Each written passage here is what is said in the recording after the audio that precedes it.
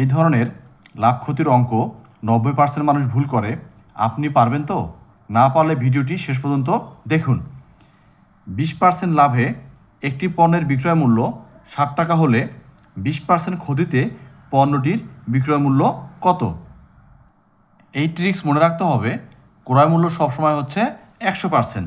যেহেতু 20% লাভ হয়েছে সেহেতু কী করব? ক্রয় মূল্যের সঙ্গে যোগ করব। তাহলে 20% ক্রয় মূল্যের সঙ্গে যোগ করলে হবে 120%। এই 120%-এর মানটাই হচ্ছে বিক্রয় মূল্য। তাহলে পার্সেন্টেজ ভ্যালুতে বিক্রয় মূল্য হচ্ছে 120% এবং টাকার ভ্যালুতে বিক্রয় মূল্য হচ্ছে 60 টাকা। তাহলে পার্সেন্টেজ সবসময় যাবে হচ্ছে নিচে, টাকার ভ্যালু যাবে সবসময় হচ্ছে উপরে। এবার দেখেন 20% ক্ষতিতে পণ্যটির বিক্রয় মূল্য কত? যেহেতু ক্ষতি হয়েছে সেহেতু 100% থেকে বিয়োগ করতে হবে। 100% থেকে 20% বিয়োগ করলে হবে 80%। তাহলে এই 80%-এর মানটাই হবে হচ্ছে বিক্রয় মূল্য। তাহলে দেখেন পার্সেন্টেজ ক্যান্সেল।